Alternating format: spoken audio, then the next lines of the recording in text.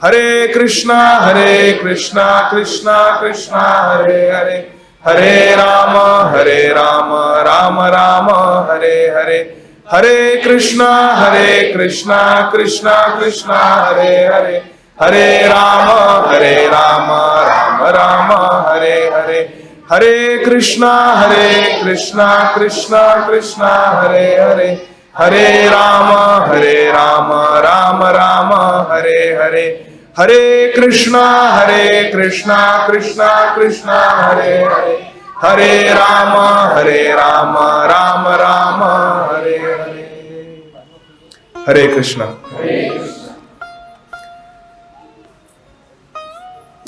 अंतर्राष्ट्रीय कृष्ण भावनामृत संघ अकोला, इस्कॉन अकोला और हमारे संस्थापकाचार्य कृष्ण कृपा श्री मूर्ति श्री श्रीमद् भक्ति वेदांत स्वामी महाराज श्रील प्रभुपाद जी की ओर से हम आप सभी का स्वागत करते हैं।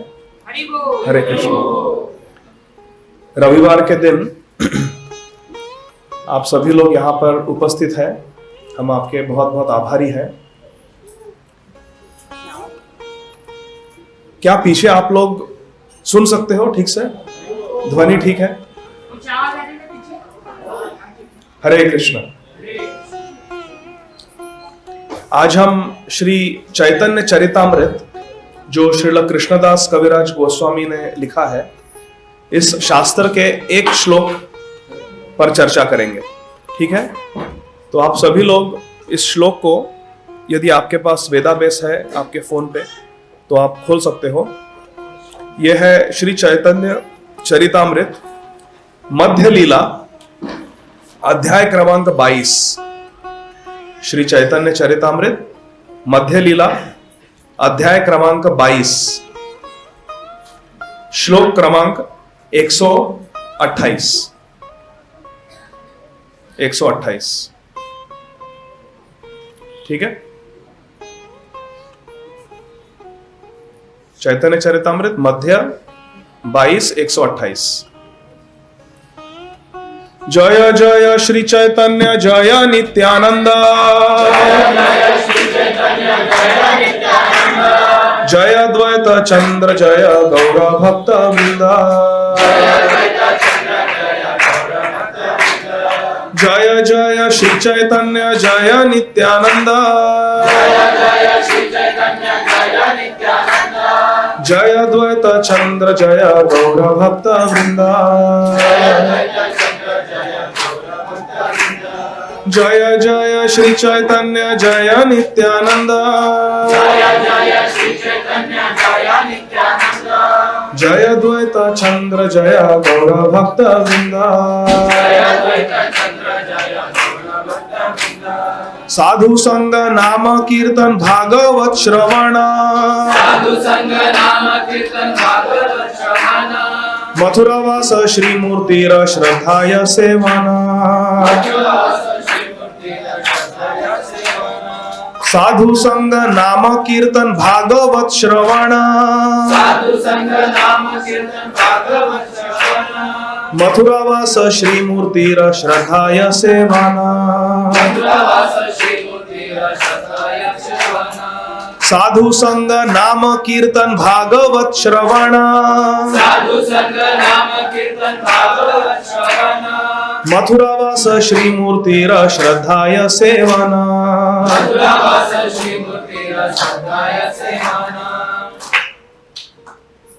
अनुवाद पढ़िए। वैष्णव आविर्भाव प्रभु। One should associate with devotees, chant the holy name of the Lord, hear Srimad Bhagavatam, reside at Mathura and worship the deity with faith and veneration. English translation by Vaishnav Avirbhav Prabhu. अभी हिंदी अनुवाद। हमें क्या करना है?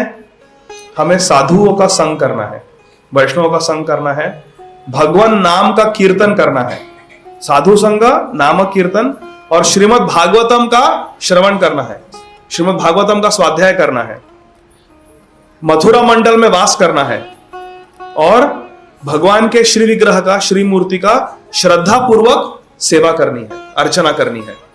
ठीक है?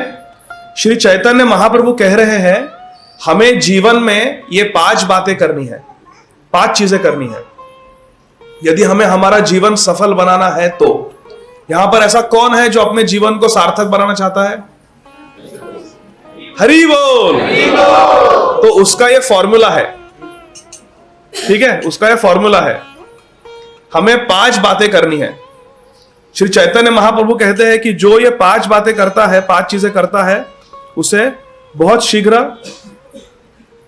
भगवान से प्रेम हो जाता है। अगला श्लोक खोलिए, श्लोक क्रमांक 129। सकल साधन श्रेष्ठ एई पंच अंग, कृष्ण प्रेम जन्माय एई पंचेर अल्प संग। सकल साधन श्रेष्ठ एई पंच अंग, कृष्ण प्रेम जन्माय एई पंचेर अल्प संग।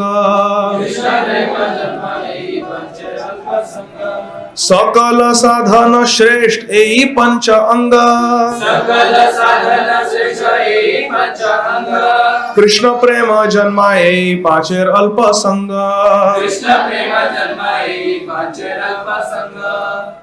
श्रील प्रभुपाद जी अनुवाद करते हैं इस बंगाली श्लोक का। भक्ति के ये 5 अंग है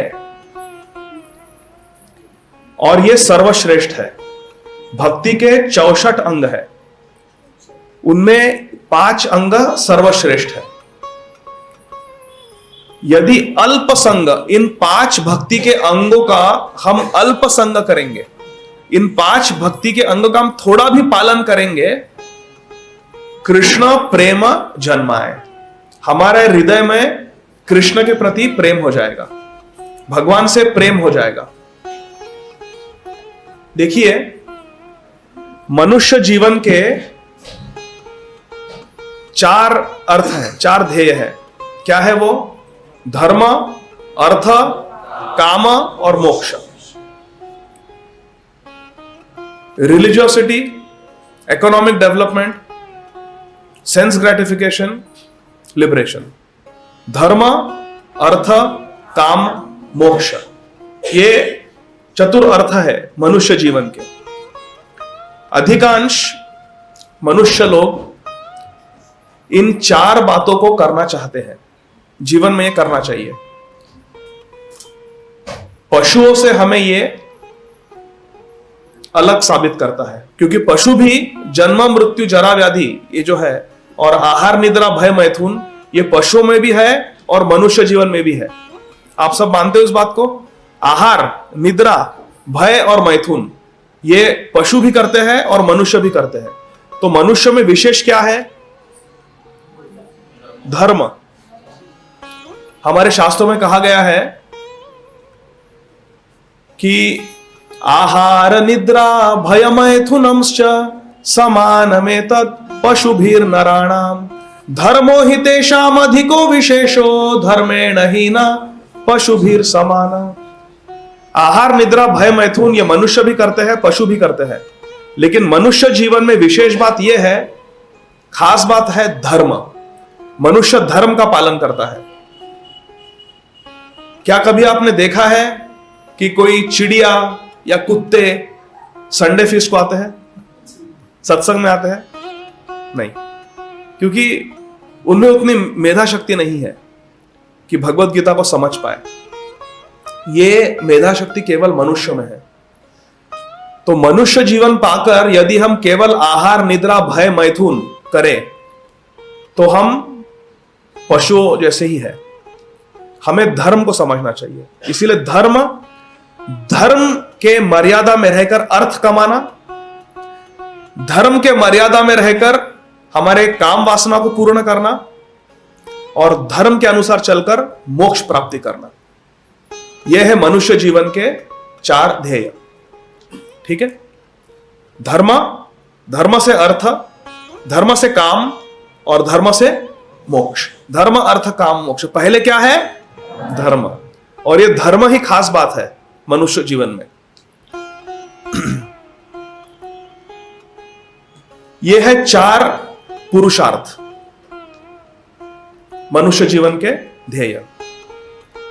लेकिन इनसे भी परे एक पंचम पुरुषार्थ है जिसे पुरुषार्थ शिरोमणि कहते हैं। ये 4 पुरुषार्थ है, लेकिन एक पुरुषार्थ शिरोमणि है जो सबसे उच्च कोटि का पुरुषार्थ है, पुरुषार्थ शिरोमणि। और वो क्या है? प्रेम पुमर्तो महान, कृष्ण प्रेम, प्रेम पुमर्तो महान। आराध्यो भगवान व्रजेश तनया तद्धाम वृंदावनम। बोलिए। आराध्यो भगवान व्रजेश तनया तद्धाम वृंदावनम। रम्या काचिदुपासना व्रजवधू वर्गेण या कल्पिता।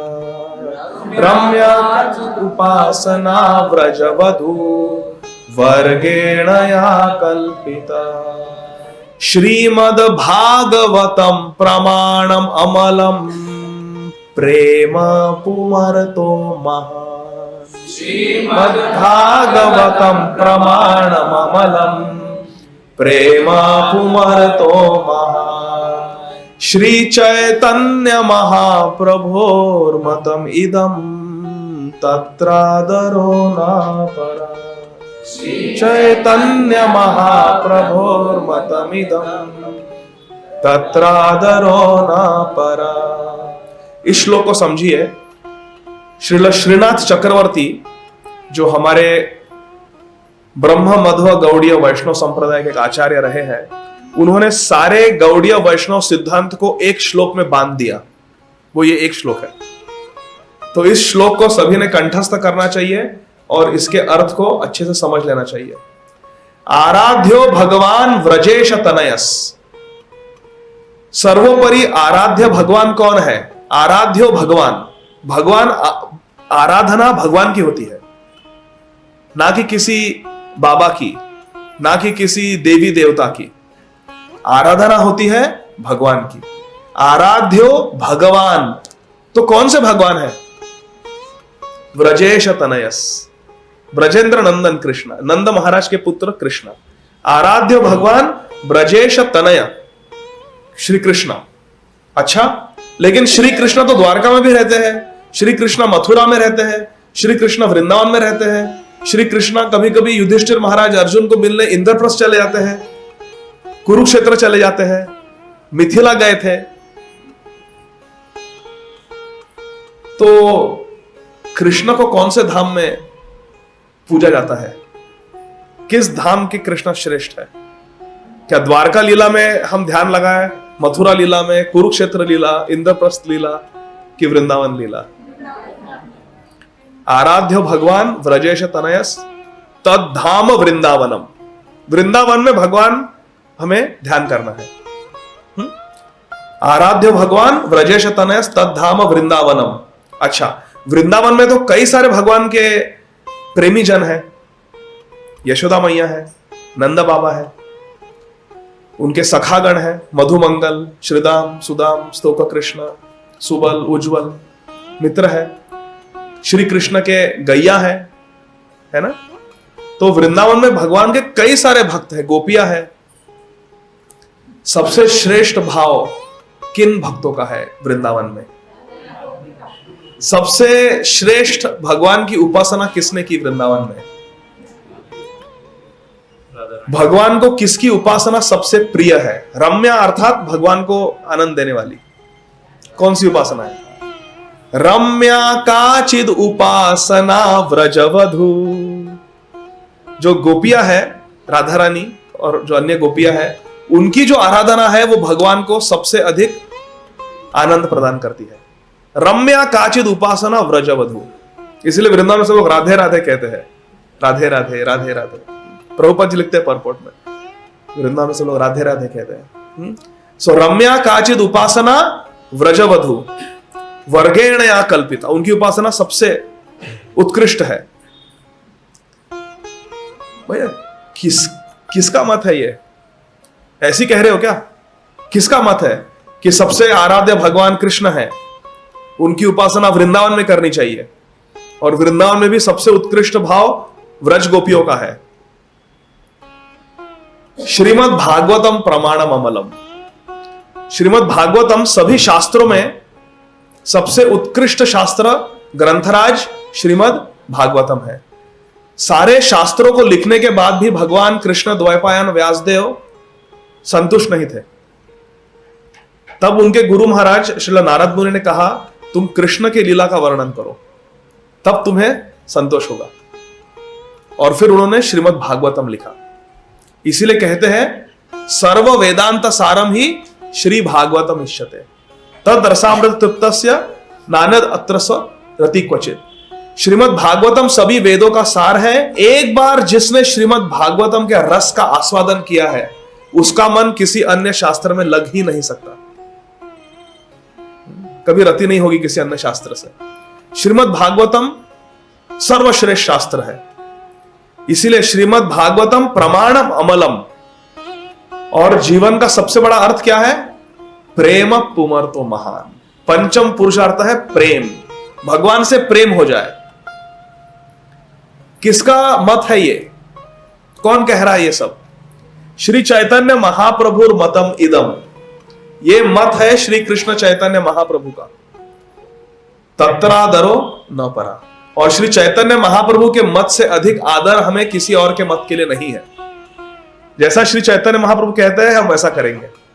और श्री चैतन्य महाप्रभु का यह मत है कि आराध्य भगवान कृष्ण है, उनका धाम वृंदावन है, उनकी सबसे उत्कृष्ट उपासना व्रज गोपियों ने की, जिनके शिरोमणि श्रीमती राधा रानी है। गोविंद नंदिनी राधा गोविंद मोहिनी, गोविंद नंदिनी राधा गोविंद मोहिनी, गोविंद सर्वस्व सर्व कांता शिरोमणि, गोविंद सर्वस्व सर्व कांता शिरोमणि। श्री चैतन्य चरितामृत का शायद ये सबसे प्यारा श्लोक है। हमारी स्वामिनी श्रीमती राधा रानी की स्तुति गाई है श्रील कृष्णदास कविराज गोस्वामी ने। गोविंद आनंदिनी, कृष्ण को आनंद देने वाली है, गोविंद को आनंद देने वाली है हमारी श्री राधा।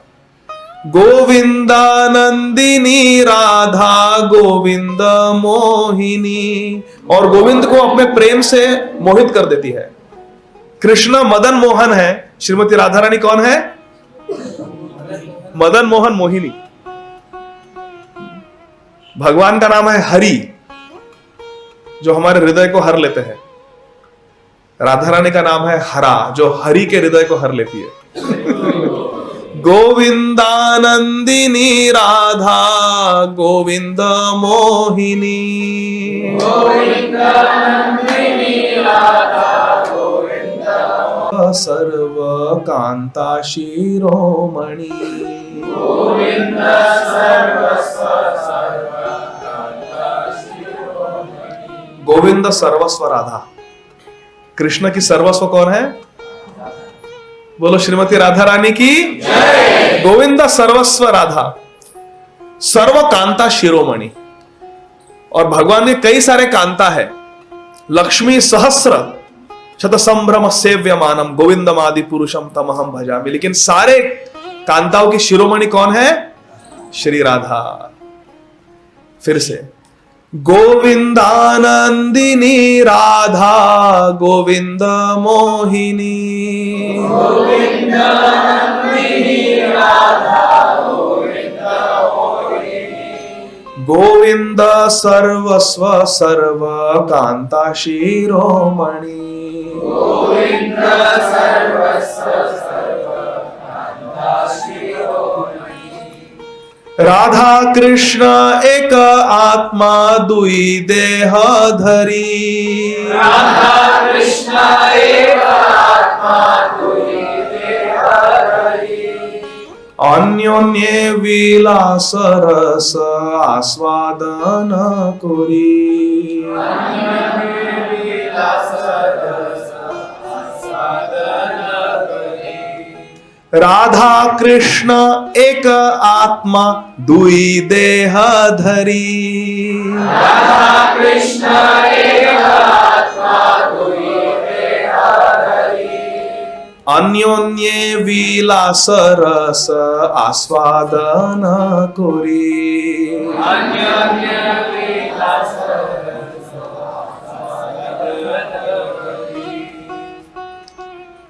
राधा रानी के इसमें बह जाऊंगा तो थोड़ा वाणी को फिर से, हम लोग क्या चर्चा कर रहे थे? पंचम पुरुषार्थ क्या है? पुरुषार्थ शिरोमणि क्या है? क्या है पुरुषार्थ शिरोमणि? प्रेम।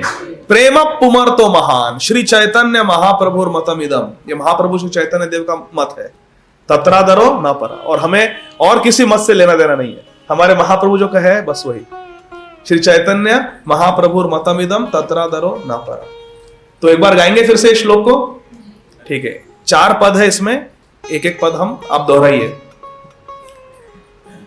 आराध्यो भगवान व्रजेश तनयस्तद्धाम वृंदावनम। आराध्यो भगवान व्रजेश तनयस्तद्धाम वृंदावनम। रम्या काचिदुपासना व्रजवधू वर्गेणया कल्पिता। रम्या काचिदुपासना व्रजवधू वर्गेणया कल्पिता। श्रीमद्भागवतम प्रमाणममलम प्रेम पुमर्तो महान। श्रीमद्भागवतम प्रमाणममलम प्रेम पुमर्तो महान। श्री चैतन्य महाप्रभोर्मतमिदं तत्रादरो न परा। श्री चैतन्य महाप्रभुर्मतमिदं तत्रादरो न परा। जब अगले बार मिलेंगे तब आप सभी लोग इस श्लोक को कंठस्थ करके रखेंगे। हरि बोल। हरि बोल, ठीक है? तो इस श्लोक में कहा है, सकल साधन श्रेष्ठ यही पंच अंग, कृष्ण प्रेम जन्मा यही पंचेर अल्प संग। भक्ति के 5 अंग है, उनका थोड़ा भी पालन करने से हमें कृष्ण प्रेम मिलेगा, भगवत प्रेम हो जाएगा, ठीक है? तो ये कौन से 5 अंग है? वो पिछला श्लोक था 128वां श्लोक, ठीक है? तो एक बार फिर से उसे पढ़ते हैं और फिर एक एक उस अंग पर थोड़ी थोड़ी चर्चा करेंगे। साधु संग नाम कीर्तन भागवत श्रवण। साधु संग नाम कीर्तन भागवत श्रवण। मथुरावास श्री मूर्तिर श्रद्धाय सेवन। मथुरावास श्री मूर्तिर श्रद्धाय सेवन। अभी मैं एक एक अंग का नाम लूंगा और आप बताइए उसका क्या अर्थ है। साधु संग, किसका संग करना है? नाम कीर्तन, हरि नाम संकीर्तन। भागवत श्रवण, मथुरावास, मथुरा मंडल वृंदावन, 84 कोष वृंदावन मंडल, ब्रज मंडल, वृंदावन में वास करना है। श्री मूर्तिर श्रद्धा या सेवन, कैसे? श्रद्धा पूर्वक, श्रद्धा से, श्रद्धा से। तो ये है भक्ति के 5 अंग, और ये हम करेंगे तो हमारे जीवन का जो पुरुषार्थ शिरोमणि है, भगवत प्रेम, कृष्ण प्रेम, वो हमें मिल जाएगा, ठीक है? साधु संग, साधु संग की बहुत महिमा है। श्री चैतन्य चरितामृत में कहा है, साधु संग सर्वशास्त्र कहे। साधु संग सर्वशास्त्र कहे। लव मात्र साधु संग सर्व सिद्धि है। लव मात्र साधु संग सर्व सिद्धि है। वाल्मीकि रत्नाकर नामक डाकू था, डकैती करता था, लोगों की हत्या करता था, बहुत पापी था।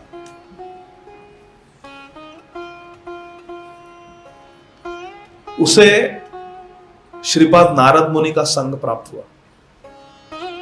नारद मुनि ने कहा कि तुम बहुत पाप कर रहे हो, लोगों की हत्या करते हो, लोगों का धन लूट लेते हो, यह धर्म विरुद्ध है, तुम्हें इसके लिए बहुत भारी दंड मिलेगा। तो तो रत्नाकर डाकू ने कहा, पर मैं अपने लिए थोड़ी कर रहा हूं, मेरी शादी हुई है, पत्नी है, बच्चे हैं घर में, गृहस्थ में हूं मैं, तो कुछ ना कुछ तो करना पड़ेगा अर्थ कमाने के लिए।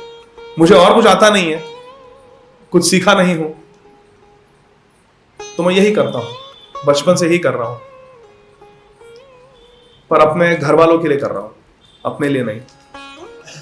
तो नारद मुनि जी कहते हैं, जाओ अपने पत्नी और बच्चों से पूछो, क्या तुम्हारा पाप बांटेंगे, तुम्हारा दंड वे स्वीकार करेंगे? जाओ पूछो उनसे। जाके पूछता है, तो रत्नाकर की जो पत्नी है बहुत सुशील है। जब उसे प्रश्न होता है, पूछता है रत्नाकर, क्या तुम मेरे पाप का दंड भोगोगे मेरे साथ? वो कहती है, देखिए आप मेरे पति हो, मैंने आपसे विवाह किया है, मेरी जिम्मेदारी है आपकी सेवा करना, घर को देखना, बच्चों को देखना, धन अर्जन आपकी जिम्मेदारी है, धन कमाना, अर्थ कमाना आपकी जिम्मेदारी है। मैं मेरी जिम्मेदारी ठीक से निभा रही हूं, मैं आपके लिए खाना बनाती हूं, घर को देखती हूं, बच्चों का पालन पोषण कर रही हूं। अभी धन कमाना धर्म के अनुसार ये आपकी जिम्मेदारी है। आप पाप कर्म करके धन कमा रहे हो, ये आपकी गलती है। आपके पापों का दंड मैं क्यों भुगतूं? बच्चे भी वही बात कहते हैं, हम क्यों भोगे, हम तो आपके बच्चे हैं, आपने पैदा किया, हमें धर्म से अर्थ कमाकर हमारा पालन पोषण करना आपकी जिम्मेदारी है, हमारी क्या गलती है आप डकैती करते हो? हमने नहीं कहा आपसे आप लोगों की हत्या करो, डकैती करो। तो रत्नाकर के आंखें खुल गए, बाप रे बाप, मैं इतना बड़ा पाप कर रहा हूं, सोच रहा हूं अपने घर परिवार के लिए कर रहा हूं, लेकिन अवश्य में वो भोक्तव्यम कृतम कर्म शुभाशुभम, मैं जो कर्म कर रहा हूं उसकी सजा मुझे ही भोगनी पड़ेगी। तो श्रीपाद नारद मुनि के पास आता है और कहता है, आज से डकैती, लोगों की हत्या करना, लोगों को लूटना बंद, आज से आप मेरे गुरु हो, शिष्यस्ते हम साधिमाम त्वाम प्रपन्न। आप बताइए क्या करूं, उपाय बताइए, इसका कोई निस्तार तो होगा। श्रीपाद नारद मुनि जी ने कहा रत्नाकर डाकू से कि आज के बाद कभी कोई पाप का आचरण मत करो और भगवान नाम लो, लेकिन उसमें इतनी सुकृति नहीं थी कि राम राम राम बोल सके। तो उसे उल्टा बताया श्रीपाद नारद मुनि ने। गोस्वामी तुलसीदास जी कहते हैं इस कथा को, राम राम राम राम राम राम ऐसे, और फिर महाकवि वाल्मीकि बन गए रत्नाकर। उनका वाल्मीकि रामायण हम सभी लोग पढ़ते हैं, सुनते हैं, हजारों लाखों करोड़ों लोगों को प्रेरणा मिली है रामायण पढ़कर, रामायण सुनकर। इसके रचयिता है श्री वाल्मीकि मुनि, जो एक क्रूर स्वभाव के डाकू थे,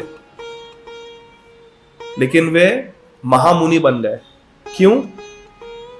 साधु संग सर्व शास्त्र कहे, लव मात्र साधु संग सर्व सिद्धि है। साधुओं का संग करने से हमारा उद्धार होता है, विषयी लोगों का संग करने से हमारा पतन होता है। इस सिद्धांत को आप हमेशा याद रखिए।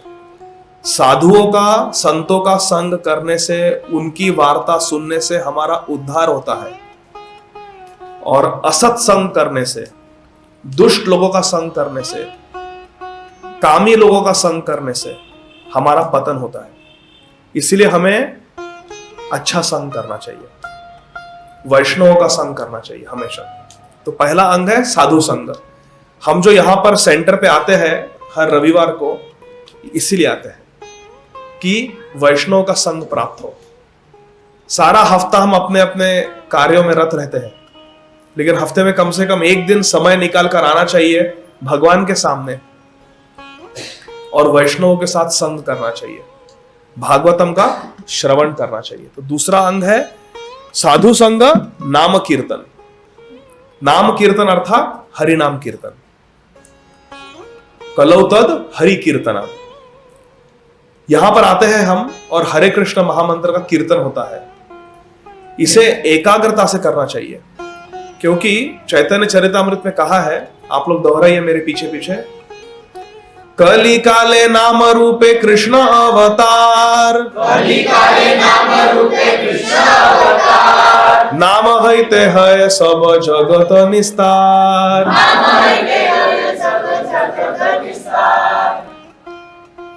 सत्य युग में भगवान कैसे अवतरित हुए?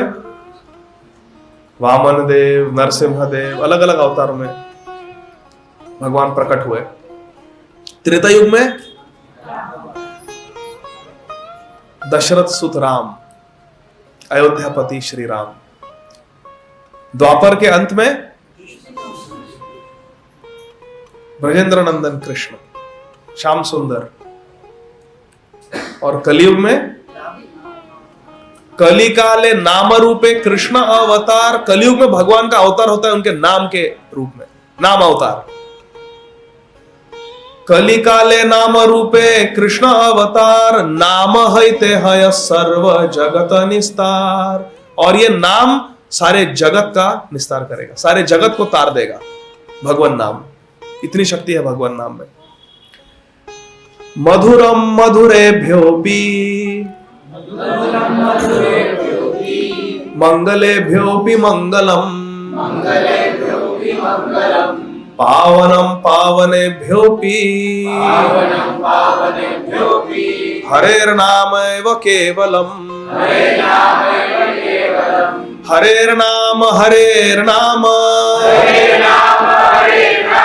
हरेर्नामैव केवलम,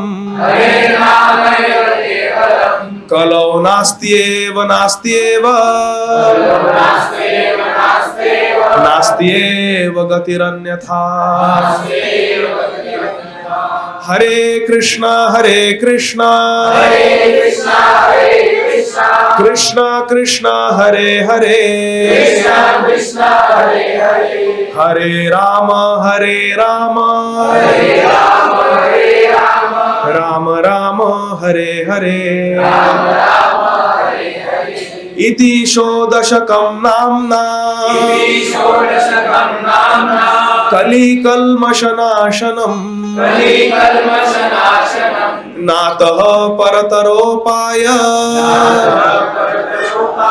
सर्ववेदेषु दृश्यते। यह है भगवान नाम की महिमा। कलयुग में केवल नाम काम करता है। हरेर नाम एव केवलम। कलो हम कौन से युग में है? कलो नास्त्येव नास्त्येव नास्त्येव गतिरन्यथा। सदगति के लिए दूसरा उपाय नहीं है, नहीं है, नहीं है। केवल हरि नाम हरि नाम हरि नाम। जो भी संत लोग हुए हैं, संत तुकाराम महाराज, संत नामदेव, संत रामदास, गोस्वामी तुलसीदास जी, श्रीपाद रामानुजाचार्य, श्रीपाद मधवाचार्य, श्रीपाद निम्बारकाचार्य, श्री विष्णु स्वामी, सभी लोगों ने भगवान नाम की महिमा गाई है। और श्री चैतन्य महाप्रभु ने भी श्री चैतन्य शिक्षाष्टक में नाम की महिमा गाई है। चेतो दर्पण मार्जनम भव महादावाग्नि निर्वापणम,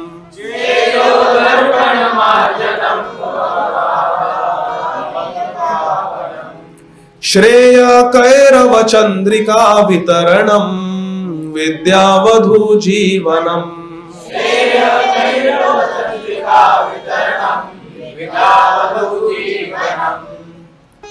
आनंदाम्बुधिवर्धनम प्रतिपदम पूर्णामृतास्वादनम,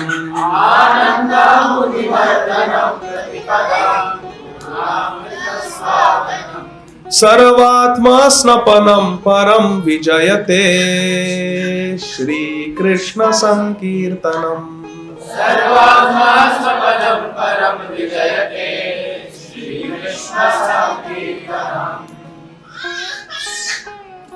चेतो दर्पण मार्जनम। हमारे हृदय में बहुत मल है। क्या मल है? काम, क्रोध, लोभ, मोह, मद, मात्सर्य। इसे कैसे धो सकते हैं हम? कैसे इसका मार्जन कैसे कर सकते हैं? कैसे हम हृदय को निर्मल बनाएं? कैसे हृदय को स्वच्छ करें? स्वच्छ अकोला अभियान चल रहा है ना, स्वच्छ अकोला बहुत आवश्यक है। बाह्य स्वच्छता और अंदर से भी स्वच्छता। अंदर से कैसे स्वच्छ हो, कैसे पवित्र हो? श्री कृष्ण संकीर्तनम। चेतो दर्पण मार्जनम श्री कृष्ण संकीर्तनम। तो कलयुग में केवल हरिनाम काम करता है। कृते ध्यायतो विष्णुम त्रेतायाम यजतो मखैः द्वापरे परिचर्यायाम कलौ तद्हरि कीर्तनात्। Very good. कृते अर्थात सत्ययुग में, कृते ध्यायतो विष्णु, पद्मासन लगाकर हजारों हजारों वर्ष भगवान का ध्यान करो सत्ययुग में, ठीक है। त्रेतायाम यजतो मखई, अश्वमेध यज्ञ, बड़े बड़े यज्ञ करो, राजसूय यज्ञ, वैष्णव यज्ञ।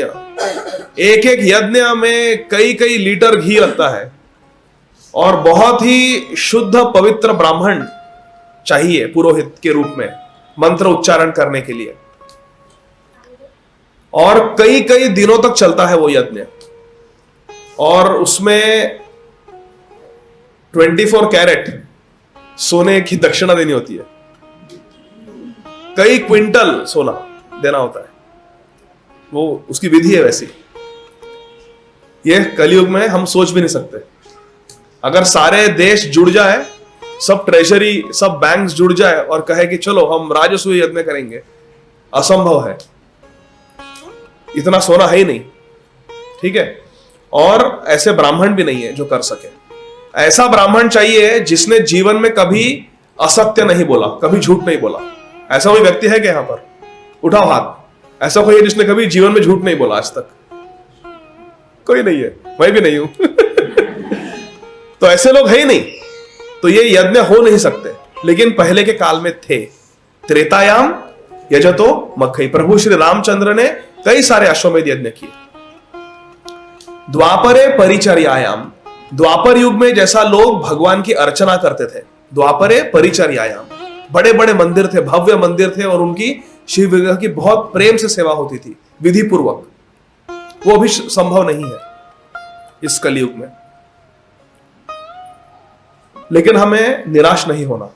जो फल सत्ययुग में लाखों वर्ष भगवान विष्णु पर ध्यान लगाने से प्राप्त होता था, जो फल त्रेता युग में बड़े बड़े भव्य यज्ञ करने से प्राप्त होता था, जो फल द्वापर युग में भगवान के श्री विग्रह की सेवा अर्चना करने से प्राप्त होता था, वही फल इस कलयुग में कलौ तद हरि कीर्तन, केवल हरि नाम लेने से वो फल मिलता है, केवल हरि नाम उच्चारण से।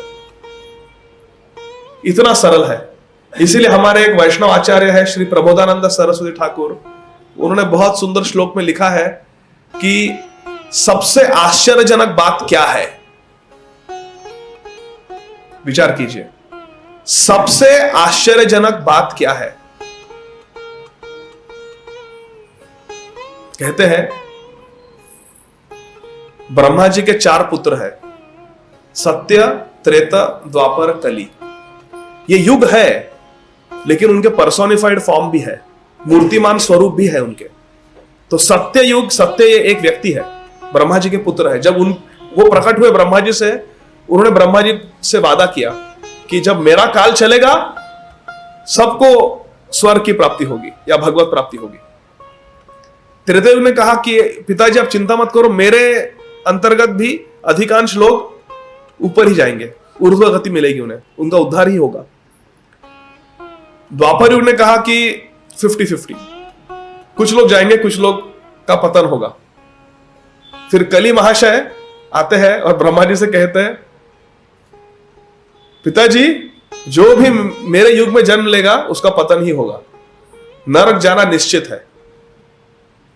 5वें स्कंद में श्रीमद् भागवतम पे उठा के देख लीजिए, आप पढ़ लीजिए, कितने सारे पाप है और उनकी क्या सजा है, क्या दंड मिलता है। जैसे श्री अनंत शेष प्रभु कल सुबह की कथा में कह रहे थे कि हम सभी लोग 120 किलोमीटर प्रति घंटे के वेग से हमारे एयर कंडीशन कलयुग नामक कार में बैठकर नरक की ओर जा रहे हैं।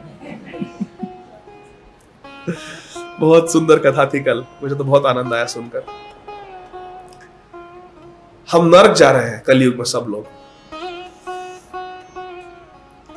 कली ने ब्रह्मा जी से कहा जो भी जन्म लेगा कली में वो नरक जाएगा, लेकिन श्री चैतन्य महाप्रभु कली काले नाम रूपे कृष्ण अवतार, नाम हित है सर्व जगत निस्तार। हमें बचाने के लिए भगवान श्री चैतन्य महाप्रभु ने नाम संकीर्तन आंदोलन का आविर्भाव किया, का उद्घाटन किया। नाम संकीर्तनारंभे भविष्यामि शचीसुत स्वर्णदितीरमास्थाय नवद्वीपे जनाश्रये। हमारे पुराणों में वर्णन है कि भविष्य में शचीसुत श्री गौरांग महाप्रभु आएंगे कलयुग में और नाम संकीर्तन आंदोलन का आरंभ करेंगे। नाम संकीर्तनारंभे भविष्यामि शचीसुत। और कहा जन्म लेंगे? स्वर्ण नदी तीरमास्थ है, गंगा के तट पर जन्म लेंगे। क्या नाम होगा गांव का? नवद्वीपे जनाश्रय। देखिए महाप्रभु के गांव का नाम, स्थान का नाम, क्या करेंगे, सब कुछ वर्णित है हमारे शास्त्रों में। तो प्रभु श्री चैतन्य महाप्रभु ने हरि नाम दे दिया और सारे जग को तार दिया, जगत निस्तार। तो श्रील प्रबोधानंद सरस्वती ठाकुर कहते हैं कि सबसे आश्चर्यजनक बात क्या है? जिह्वा हमारे कंट्रोल में है, सबको अपने जिह्वा पर नियंत्रण है। बोलो हरे कृष्णा, हरे कृष्णा, हरे कृष्णा बोल सकते हैं। सबको अपने जिह्वा पर नियंत्रण है। कहते हैं जिह्वा नियंत्रण में है। हरि नाम सुलभ है। हरि हरि क्या लगता है बोलने के लिए? हरि हरि हरि हरि हरे कृष्णा, हरे कृष्णा। हरि नाम सुलभ है, जिह्वा नियंत्रण में है। हरि नाम अत्यंत सुलभ है, फिर भी सब लोग नरक जा रहे हैं। इसकी आश्चर्य मथा परम। इससे आश्चर्य बात क्या हो सकती है? कलयुग में लोग होलसेल नरक जा रहे हैं, हरि नाम सुलभ है, जिह्वा नियंत्रण में, फिर भी नरक जा रहे हैं।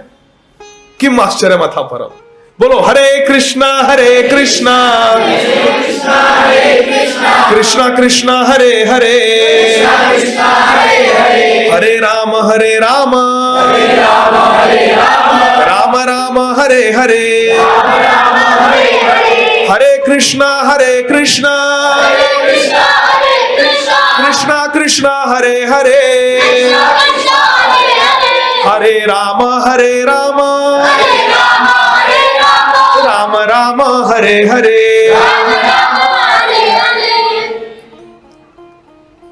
साधु संग, नाम कीर्तन, भागवत श्रवण। तीसरा है भागवत श्रवण। श्रीमद् भागवतम ये प्रेम ग्रंथ है। क्या है? श्रीमद् भागवतम प्रेम ग्रंथ है, भगवान से प्रेम कराता है। इसमें धर्म अर्थ काम मोक्ष कुछ नहीं है। भागवतम में अमल पुराण है, इसमें प्रेम शास्त्र है ये श्रीमद् भागवतम। इसीलिए प्रेम पुरुषोत्तम भगवान श्री चैतन्य महाप्रभु ने कहा है श्रीमद् भागवतम पढ़ो, भागवत श्रवण। भागवतम में भगवान के अनन्य भक्तों का वर्णन है, उनका चरित्र आता है। आप एक एक करके हाथ उठाइए, बोलिए मत, हाथ उठाइए और बताइए भागवतम में, श्रीमद् भागवतम में कौन से भगवान के प्रेमी भक्तों का चरित्र आता है। ध्रुव महाराज, अजामिल, प्रहलाद महाराज, पृथु महाराज, कुंती महारानी, सुदामा विप्र, गजेंद्र जी। जोर से एक और बोलो। हाँ कौन? हाँ जड़ भरत, द्रौपदी, अंबरीश। श्रीमद् भागवतम में श्री मीराबाई है भगवान के अनन्य भक्त है, गोपी है वृंदावन की भागवतम में। हाँ बलि महाराज बहुत सुंदर। हाँ अर्जुन, हाँ, द्रौपदी, परीक्षित महाराज, शंकर भगवान, हनुमान जी, अक्रूर, उद्धव। मैं रुका हूं यार। आराध्य भगवान ब्रज तरे तद्धाम वृंदावन रम्या काचित उपासना व्रजवधु गोपिया गोप्य उचुहु जयति तेऽधिकं जन्मना व्रजः श्रयत इंदिरा शश्वदत्र ही। ये गोपी गीत गोपियों ने गाया है, तो गोपियों का चरित्र आता है। और हाँ, राधा रानी, देवकी वसुदेव, बहुत महत्वपूर्ण है, देवकी वसुदेव और नंद यशोदा। पूरा भागवतम प्रथम स्कंद से 12वें स्कंद तक केवल एक से एक बढ़कर भगवान के प्रेमी भक्तों का चरित्र है, वर्णन है। मार्कंडेय ऋषि इत्यादि, सूत गोस्वामी, सुखदेव गोस्वामी भगवान व्यासदेव, नारद मुनि का चरित्र आता है। श्रीमद् भागवतम ये प्रेमी भक्तों का शास्त्र है, प्रेम प्रदान करता है। हमारे इस्कॉन में एक राजकोट में एक बहुत भगवान के प्रेमी भक्त थे, श्रील प्रभुपाद जी के आंदोलन में। उनका नाम था परम पूज्य श्री महाविष्णु गोस्वामी महाराज। प्रभुपाद के शिष्य परम पूज्य श्रील शिवराम स्वामी महाराज, और श्रील शिवराम स्वामी महाराज के शिष्य परम पूज्य श्रील महाविष्णु गोस्वामी महाराज। गुजरात से थे, राजकोट, आप जानते हो। वो भक्त भागवत थे, भक्त भागवत, श्रीमद् भागवतम से बहुत प्रेम करते थे। वो, उन्हें किसी ने पूछा, ऐसा कहते कि वो ट्रेन में जा रहे थे और भागवतम पढ़ रहे थे। वो हमेशा अपने बैग में श्रीमद् भागवतम रखते थे और भागवतम पढ़ रहे थे ट्रेन में।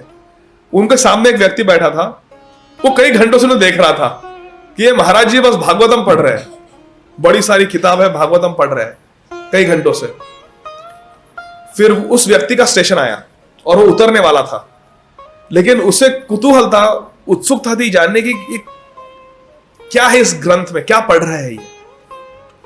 तो उन्होंने पूज्यपाद श्री महाविष्णु गोस्वामी महाराज से प्रश्न किया, बिल्कुल उतर ही रहे थे गाड़ी से, प्रश्न किया कि महाराज जी मैं अभी उतर रहा हूं, मेरे पास 30 सेकंड है, आप मुझे 30 सेकंड में बताओ इस भागवतम का सार क्या है। आप जो पढ़ रहे हो, इतने घंटों से पढ़ रहे हो एकाग्रता से, मेरे पास समय नहीं है पढ़ने का, आप मुझे 30 सेकंड में बताइए इसकी सार बात क्या है, भागवतम का क्या सार है। उन्होंने कहा ठीक है सुनो।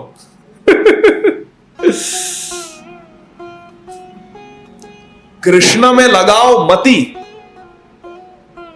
कृष्ण में लगाओ मति, कृष्ण तुम्हारी गति, कृष्ण से हो जाए रति। ठीक है, हमारे शास्त्रों में 3 बातें हैं, संबंध, अभिधेय, प्रयोजन। ठीक है, संबंध अर्थात मैं कौन हूं, ये जगत क्या है और जगदीश कौन है। जीव, जगत, जगदीश, इन्हें तत्वतः समझना संबंध ज्ञान है। और इनका आपस में क्या संबंध है, जगदीश का जगत से क्या संबंध है, मयाध्यक्षेण प्रकृति सूयते स चराचरम, ये प्रकृति मेरे अधीन है, समझ में आ रहा है आपको, ये संबंध है। ये प्रकृति भगवान के कहने के अनुसार चलती है। जीव कौन है, जीवेरा स्वरूप है कृष्णेर नित्य दास, हम कृष्ण के दास है। और भगवान कौन है, ईश्वर परम कृष्ण सच्चिदानंद विग्रह अनादिरादिर गोविंद सर्व कारण कारण। भगवान कृष्ण है, जीव भगवान के दास है, और ये प्रकृति भगवान के कहने के अनुसार चलती है। हमारा प्रकृति से क्या संबंध है, कुछ नहीं, क्योंकि ईश्वर अंश जीव अविनाशी चेतन अमल सहज सुख राशि। हम भगवान के अंश है, प्रकृति के अंश नहीं है, लेकिन प्रकृति को अपना मान बैठे हैं। ये हमारी भूल है। तो हमारा संबंध भगवान से है और प्रकृति का संबंध भगवान से, लेकिन हमारा प्रकृति से कोई संबंध नहीं है। यह है संबंध ज्ञान। फिर अभिधेय का अर्थ है कि भगवान को प्राप्त करने का क्या साधन है, क्या करना चाहिए जिससे भगवत प्राप्ति हो जाएगी, उसे कहते हैं अभिधेय। संबंध, अभिधेय। और तीसरा तत्व है प्रयोजन। प्रयोजन अर्थात प्रेम। भगवान से प्रेम होने के बाद हम भगवान के साथ क्या लीला करते हैं, वो है प्रयोजन। सभी शास्त्रों में तीन बातें हैं, संबंध, अभिधेय, प्रयोजन। कृष्ण तुम्हारे पति, कृष्ण तुम्हारी गति, ये कौन सा ज्ञान है? संबंध ज्ञान है, अभिधेय ज्ञान है या प्रयोजन ज्ञान है? कृष्ण तुम्हारे पति, कृष्ण तुम्हारी गति, ये क्या है? संबंध। अभी भगवान को प्राप्त करने की जो प्रक्रिया है उसे कहते हैं अभिधेय। कृष्ण में लगाओ मति, ये क्या है? अभिधेय। और फिर कृष्ण के प्रति हो जाए रति, ये क्या है? रति, प्रेम, प्रयोजन। भागवतम में संबंध, अभिधेय, प्रयोजन का वर्णन है। और श्रील महाविष्णु गोस्वामी महाराज ने 30 सेकंड से भी कम समय में भागवतम का सार बता दिया। कृष्ण तुम्हारे पति, कृष्ण तुम्हारी गति, संबंध। कृष्ण में लगाओ अपनी मति, अभिधेय। कृष्ण के प्रति हो जाएगी रति, प्रयोजन। यह है भागवतम का सार। ठीक है, तो भागवतम पढ़ना चाहिए। फिर क्या होगा? हम समझ जाएंगे संबंध ज्ञान। कृष्ण हमारे पति, कृष्ण हमारी गति। हम समझेंगे कि भगवान कृष्ण में अपनी मति कैसे लगाते हैं। कृष्ण में लगाओ मति, और हमें समझ में आएगा कि कृष्ण रति क्या है। कृष्ण के प्रति हो जाएगी रति, कृष्ण से प्रेम हो जाएगा। और प्रेम प्रयोजन है, पंचम पुरुषार्थ है। साधु संग, नाम कीर्तन, भागवत श्रवण, मथुरावास, अर्थात मथुरा मंडल, व्रज मंडल में वास करना चाहिए।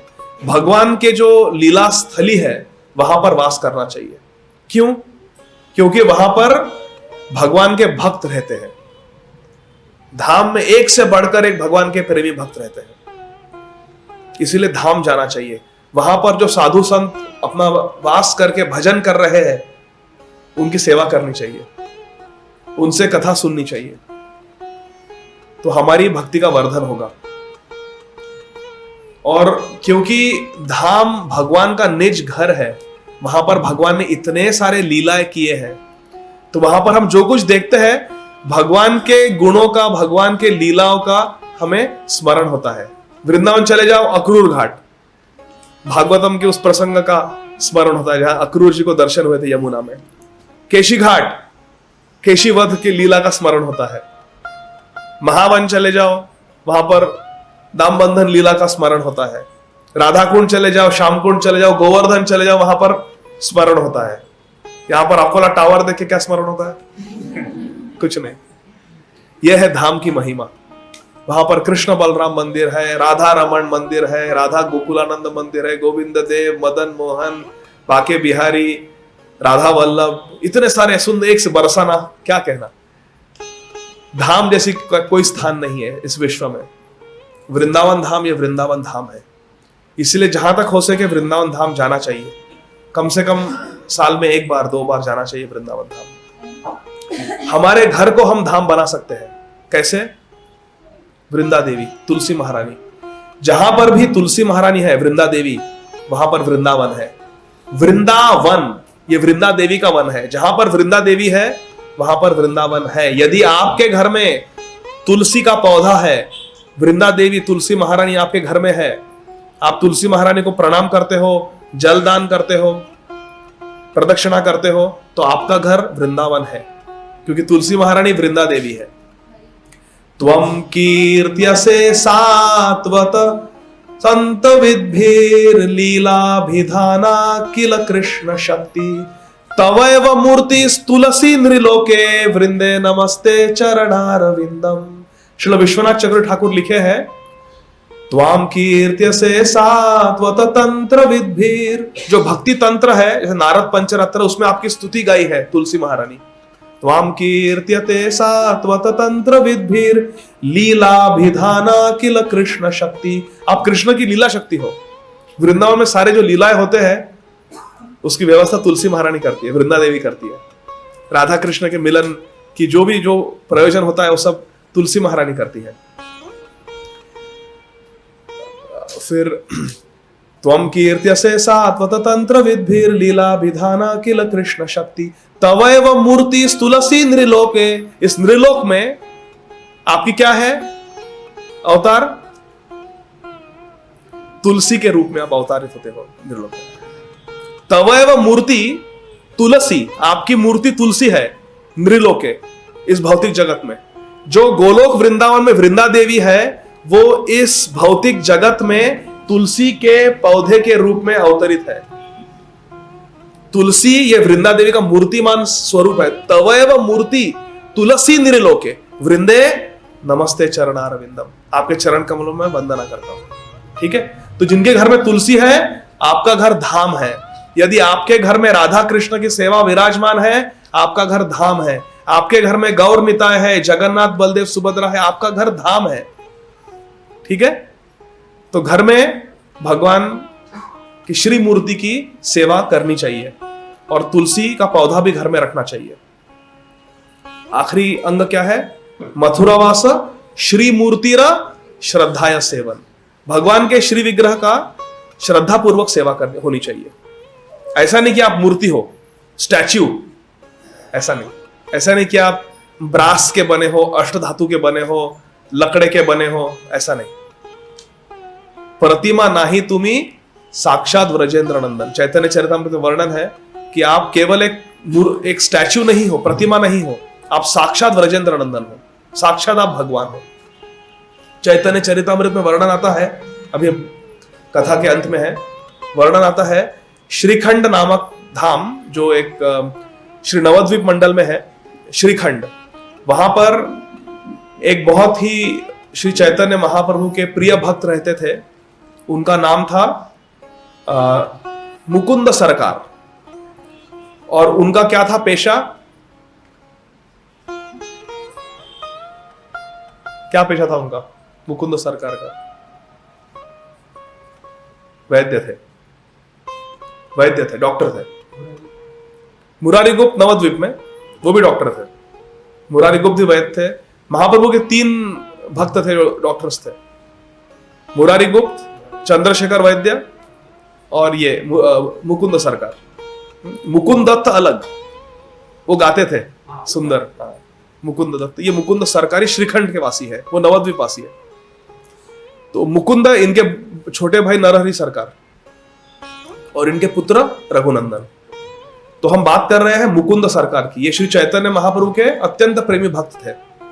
उनके घर में भगवान कृष्ण की सेवा विराजमान थी। भगवान कृष्ण का नाम था गोपीनाथ।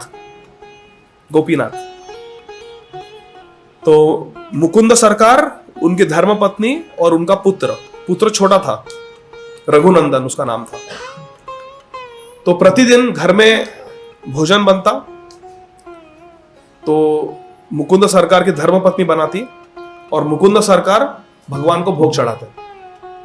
एक दिन क्या हुआ, जो वहां के राजा थे नवाब, उनका स्वास्थ्य ठीक नहीं था। तो उन्होंने अपने राजवैद्य को बुलवाया। राजवैद्य कौन थे? मुकुंद सरकार। उन्होंने मंत्री भेजे कि जाओ मुकुंद सरकार को ले आओ, मेरा स्वास्थ्य ठीक नहीं है। Home visit, house visit, doctor, visiting doctor. तो मुकुंद सरकार भगवान को भोग चढ़ाने ही वाले थे कि वो नवाब के सेवक आ गए। बोले चलो चलो जल्दी, नवाब हुसैन शाह का स्वास्थ्य ठीक नहीं है, जल्दी चलो। तो ठीक है, वो चल दिए। जाते जाते अपने पुत्र से कहा उन्होंने कि बेटा आज गोपीनाथ को भोग आप लगाओ, आप भोग चढ़ाओ गोपीनाथ को। तो उन्होंने कहा कि मैंने कभी किया नहीं है पिताजी, कैसे करते हैं? बोले कुछ नहीं, माता आपको भगवान की थाली देगी, वो थाली आप गोपीनाथ के सामने रखो और अपने हृदय से प्रार्थना करो कि भगवान आप प्लीज खाओ। यद अश्नाशी तत्कुरुष्व मद अर्पण। आप कृपा करके खाइए, ऐसी प्रार्थना करना। और फिर वो प्लेट माता को दे देना बाद में। ठीक है, उसको क्या पता। तो पिताजी चले गए। उस थोड़ी देर बाद मम्मी आई, माता, उसने पूरा सब रंधन किया था। 2-3 सब्जियां, 2-3 प्रकार के दाल, खूब सारा चावल, चावल के भी अलग अलग प्रकार, पूरी और अलग अलग प्रकार के मीठे पदार्थ, संदेश, रसगुल्ला, बंगाल की बात है, बंगाली स्वीट्स। हाँ, पूरा ऐसा थाली भरा हुआ था अलग अलग पदार्थों से। और माता ने कहा रघुनंदन को, जाओ बेटा गोपीनाथ को भोग चढ़ाओ। उसने कहा ठीक है माता। उसने लिया प्लेट, अंदर गया, मंदिर का दरवाजा बंद किया, अंदर से देखा था पिताजी ऐसे ही करते थे, और गोपीनाथ के सामने थाली रख दी और बैठ गया और कहा, गोपीनाथ जी आप खाइए, पाइए आपके लिए भोग। कुछ नहीं हुआ। गोपीनाथ खाइए, कुछ नहीं हुआ। कई बार उसने कहा गोपीनाथ से, गोपीनाथ जी खाइए, पिताजी ने कहा है आपको खाना है और मैया ने आपके लिए बनाया है, खाइए खाइए। कुछ भी नहीं हुआ। वो तो मूर्ति ऐसी खड़ी, हाथ में बांसुरी लेके। तो ये रोने लगा, बालक रघुनंदन रोने लगा, जोर जोर से रोने लगा कि खाइए ना, आप क्यों नहीं खा रहे? क्या मैं इतना पापी हूं कि आप मेरे हाथ से नहीं खाओगे?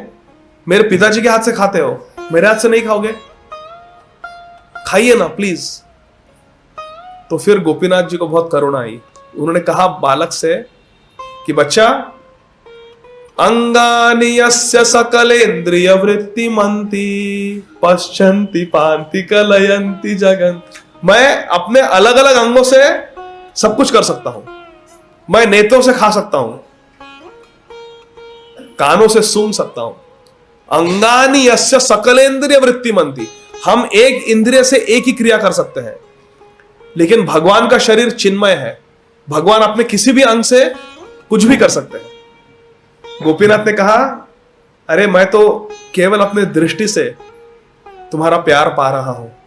तुम्हारे मैया ने जो इतना प्रेम से बनाया है मेरे लिए भोग, मैंने इसे ग्रहण कर लिया है। रघुनंदन ने गोपीनाथ से कहा, गोपीनाथ जी मैं ये सब फिलॉसफी नहीं समझता। माता ने कहा है आपको खाना है, आप खाओ। आप कृपा करके खाइए। तो गोपीनाथ कहते हैं कि मैं ऐसे नहीं खाता हूं, हाथ से नहीं खाता हूं। जब तुम्हारे पिताजी मुझे भोग चढ़ाते तभी मैं हाथ से नहीं खाता, मैं ऐसी आंखों से खाता हूं, दृष्टि से देख लेता हूं और उसे पा लेता हूं। रघुनंदन ने कहा गोपीनाथ से, गोपीनाथ जी अगर आप बोल सकते हो तो खा भी सकते हो, खाओ। ठीक है। गोपीनाथ ने सब कुछ खा लिया, सब कुछ खा लिया और फिर जाके खड़े हो गए। रघुनंदन ने थाली उठाई, थाली बिल्कुल खाली थी। दरवाजा खोला और बाहर आया, और बाहर मैया इंतजार कर रही है, प्रतीक्षा कर रही है। इतना विलंब, इतना देर हो गया। इसके पिताजी तो 5 मिनट में बाहर आते थे भोग चढ़ा के, इतना देर हो गया, बाहर ही नहीं आ रहा। और फिर कई देर के बाद दरवाजा खुलता है, रघुनंदन हाथ में खाली थाली लेके बाहर आता है। मैया कहती कि प्रसाद किधर है? प्रसाद वो तो खा लिया, गोपीनाथ जी ने खा लिया। मैया को लगा इतने देर दरवाजा बंद था, इसको भूख लगी होगी, सब खा लिया इसने। उतने में पिताजी आए, मुकुंद सरकार। उन्होंने कहा कि सुनो, बहुत भूख लगी है, जल्दी से प्रसाद परोस दो। मैया ने कहा आज कोई प्रसाद नहीं मिलेगा, आज कुछ प्रसाद नहीं है, आज उपवास, एकादशी। ले क्यों? बोले अपने बच्चे से पूछो, मुझे नहीं पता। वो जब भोग चढ़ा के बाहर आया तो थाली खाली थी, उसे पूछो क्या किया उसने।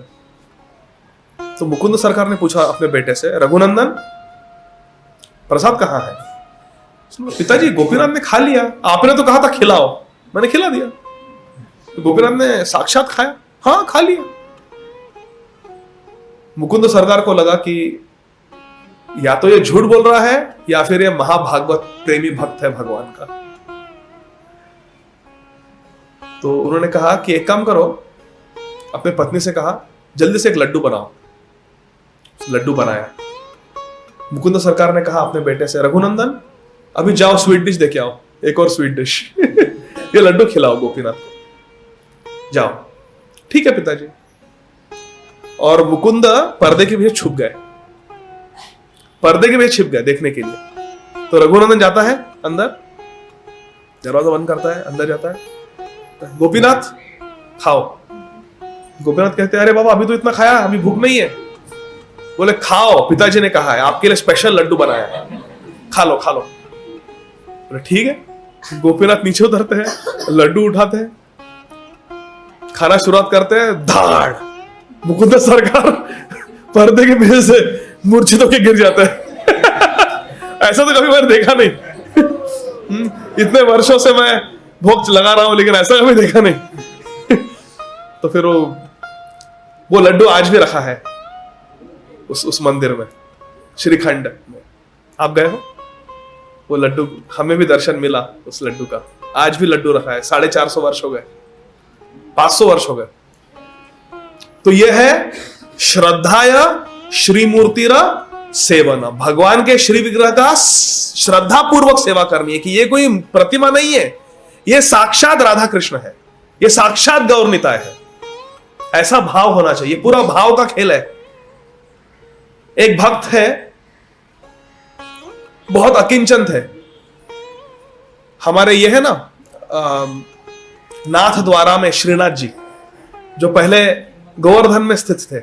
श्रीपाद माधवेंद्र पुरी जी ने उन्हें फिर से प्रकट किया और उनकी सेवा वहां पर स्थापित की। फिर जब मुसलमानों ने वृंदावन में बहुत सब मंदिर तोड़ रहे थे, विग्रह को तोड़ रहे थे, तब श्रीनाथ जी को नाथ द्वारा लेके गए राजस्थान में। आज भी वहीं पे है नाथ द्वारा में श्रीनाथ जी।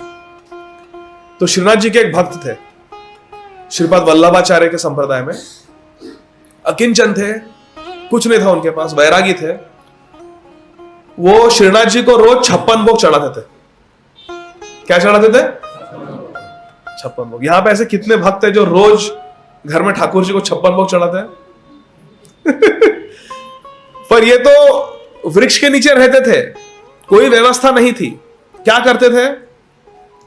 अलग अलग गृहस्थों के घर जाके मधुकरी करते थे और उनसे कहते थे चना दो, चना सबसे सस्ता चना लेते थे।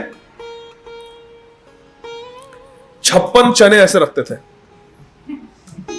56 चने ऐसे रखते थे और मन में भाव करते थे, ये पूड़ी है, ये मालपुआ है, ये बर्फी है, ये पनीर की सब्जी है, ये पुलाव है। ऐसी भावना करते थे और ध्यान लगा के बैठते थे और कहते थे श्रीनाथ जी आप पाइए, और मन में अपने हाथों से पवाते थे भगवान को। अभी थोड़ा चावल लो, उसमें दाल, अब ये गुजराती लोग क्या बनाते हैं, वो ढोकला, अभी ढोकला खाओ, ऐसा भावना है। चने भावना। एक भक्त ने सुना कि ये भगवान के बहुत प्रेमी भक्त है, तो उनसे मिलने के लिए आए और बात कर रहे थे उनसे। तो ये भक्त ने कहा कि अभी अभी भगवान को भोग चढ़ाया था, 56 भोग है, आप क्या पाओगे? बोले क्या क्या है? वो सब आइटम बताने लगे, ये है, ऐसा होटल में मेनू होता है ना, मेनू कार्ड, ये सब है, आप क्या पाओगे? बोले आप कुछ भी पाओ, लेकिन आप ऐसा वृक्ष के नीचे रहते हो, आपके पास कोई रसोई घर नहीं है, कुछ बर्तन नहीं है, आपने कैसे 56 भोग बनाए? कहाँ है 56 भोग? कुछ दिख नहीं रहा है। उन्होंने झोली खोली, बोले देखो 56 भोग, उसमें 56 चने थे। बोले क्या चाहिए आपको? बोले चने दो। वो चने नहीं है, और कुछ बोलो। हमारे पास रसगुल्ला है, गुलाब जाम है, संदेश है, क्या चाहिए आपको? बोले ठीक है रसगुल्ला दे दो। उन्होंने एक चना उठा के दिया, खाया तो रसगुल्ला। यह है भाव। बोलिए मूर्खो वदति विष्णये, धीरस् वदति विष्णवे, उभयो हि तु समं पुण्यम, भावग्राही जनार्दन। ओम केशवाय नमः। ओम नारायणाय नमः। ओम माधवाय नमः। ओम गोविंदाय नमः। ओम विष्णवे नमः। क्या है? ओम विष्णवे नमः। ओम विष्णवे नमः। मूर्खो वदति विष्णये। जो मूर्ख है, जो संस्कृत नहीं जानता, जो मंत्र को नहीं जानता, वो गलती से हो सकता है कह दे ओम विष्णये नमः। क्या है? ओम विष्णवे नमः। मूर्खो वदति, वदति अर्थात बोलता है, मूर्खो वदति विष्णये धीरस वदति विष्णवे। जो पढ़ा लिखा है, जो पंडित है, विद्वान है, वो कहे ओम विष्णवे नमः। मूर्खो वदति विष्णये धीरस वदति विष्णवे। उभयो ही तु समम पुण्यम। लेकिन दोनों को एक समान पुण्य मिलता है। जिसने विष्णवे बोला, जिसने विष्णु ये बोला, उभयो ही तु समम पुण्यम, समान पुण्य मिलता है। क्यों? भावग्राही जनार्दन। क्योंकि भगवान हमारा उच्चारण नहीं देखते, हमारे हृदय के भाव को देखते हैं। मूर्खो वदति विष्णये धीरस वदति विष्णवे उभयो हि तु समं पुण्यम भावग्राही जनार्दन। हरे कृष्णा कृष्णा कृष्णा हरे हरे हरे राम राम राम हरे हरे। महाप्रसादे गोविंदे नाम ब्राह्मणे वैष्णवे स्वल्प पुण्य व्रतम राजन विश्वासो नैव जायते शरीरा अविद्या जड़ेन्द्रियता है का जिन्हें फैले विषय सागरे तार मध्य जीवाती लोभो माया सुदुर्मति ताकि देता कठिन संसारे कृष्ण बड़ा दयामय करी बारे जिह्वा जाए तो प्रसाद न दिलो भाई नामृत पाओ राधा कृष्ण गुण गाओ प्रेमे डाको श्री चैतन्य निताय जय निवाय जय निताय जय श्री कृष्ण चैतन्य प्रभु नित्यानंद श्री अद्वैत गदाधर श्रीवासादि गौर भक्त वृंद। हरे Krishna Krishna Krishna Hare Hare Hare Ram Ram Ram Hare Hare.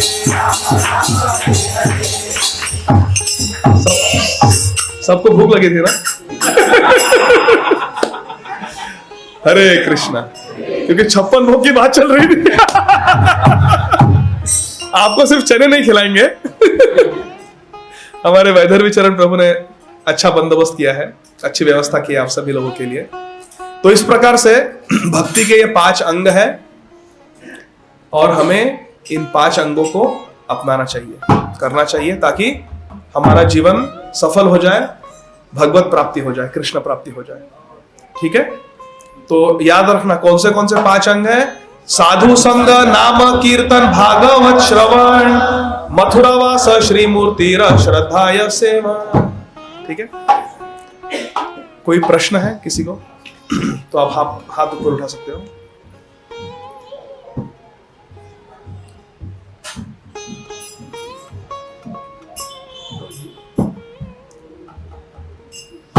whenever we are staying in association, after association, sometimes I feel that. प्रभु जी के लिए माइक है? हाँ. Sometimes I feel that हाँ. I'm walking on the land, having thousands of minds. तेव्हा आजूबाजूला खूप सगळे वैष्णव आहेत, खूप सगळे भक्त आहेत. त्यावेळेस अपराधाची शक्यता जास्त आहे. त्यावेळेस आपण कसं करायचं? प्रभु जी पूछ रहे हैं कि जब हम पहला अंग है साधु संग, वैष्णव का संग करो, लेकिन जब हम वैष्णव का संग करते हैं तब अपराध बनने की संभावना होती है. तो अच्छा आपने प्रश्न पूछा, क्योंकि वैष्णव अपराध के विषय में थोड़ा बोलना था लेकिन मैं भूल गया. तो फिर कैसे बचे वैष्णव अपराध से? वैष्णव अपराध ये हमारे भक्ति के लिए बहुत ही हानिकारक है. हरि स्थाने अपराधे तारे हरि नाम, तोमा स्थाने अपराधे नाही परित्राण.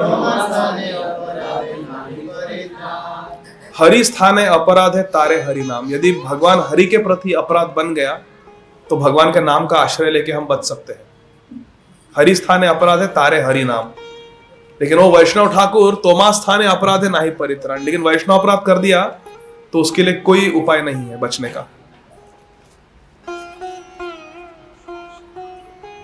हमें पहले यह समझना होगा कि वैष्णव अपराध है क्या. क्या है वैष्णव अपराध? श्री चैतन्य चरितामृत के तात्पर्य में श्रील प्रभुपाद जी लिखते हैं, स्कंद पुराण से मार्कंडेय ऋषि के वचनों को श्रील प्रभुपाद जी ने लिखा है. हंति निंदन्ति वै द्वेष्टि वैष्णवानाभिनंदति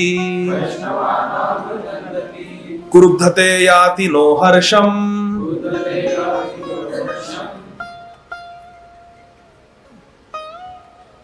दर्शने पतनानि षट. हंति अर्थात किसी वैष्णव को मारना, किसी वैष्णव पर प्रहार करना. हंति या वैष्णव की हत्या कर देना, यह एक वैष्णव अपराध है. किसी वैष्णव को मारना वैष्णव अपराध है. 6 प्रकार के वैष्णव अपराध है. हंति, निंदंती, किसी वैष्णव की निंदा करना, उनके विषय में कुछ बुरा कहना, वैष्णव की बुराई करना यह वैष्णव अपराध है. हंति, निंदंती, वही द्वेष्टि, और वैष्णव से ईर्ष्या करना, वैष्णव के प्रति शत्रुता की भावना रखना, द्वेष भावना रखना. हंति मारना, निंदंती बुराई करना, वही द्वेषी, द्वेष भावना रखना वैष्णव के प्रति. हंति निंदंती वही द्वेष्टि वैष्णवानाभिनंदति, और वैष्णव को अप्रसन्न कर देना. वैष्णवान ना अभिनंदती, डोनेशन दे दो, हट सवेरे से मिला नहीं क्या, चलो निकलो यहां से, भीख मांगना जाते हो. तो बेचारा वैष्णव उदास हो गया. हम तो भगवान की सेवा के लिए कुछ आपसे सहायता मांग रहे थे और आप ऐसे बात कर रहे हो. तो वैष्णव को अप्रसन्न कर देना या दुखी कर देना, यह भी एक वैष्णव अपराध है. टू हर्ट अ वैष्णव. वैष्णवान अभिनंदति. क्रुध्यते, क्रुध्यते, वैष्णव के प्रति गुस्सा करना, वैष्णव के प्रति क्रोध करना, यह भी एक वैष्णव अपराध है. क्रोधित हो जाना वैष्णव पर. क्रुध्यते याति नो हर्षम दर्शने, और एक वैष्णव जिसने गोपी चंदन का ऊर्ध्वपुंड तिलक धारण किया है अपने माथे पर, गले में तुलसी काष्ठ का कंठी है, हाथ में जपमाला है, हरिनाम चादर ओढ़ के जो वैष्णव सामने आता है, ऐसे वैष्णव को देखकर प्रसन्न नहीं होना, यह भी एक वैष्णव अपराध है. अरे यार कहां से आ गया, भागो, ऐसा वैष्णव को देखकर नहीं.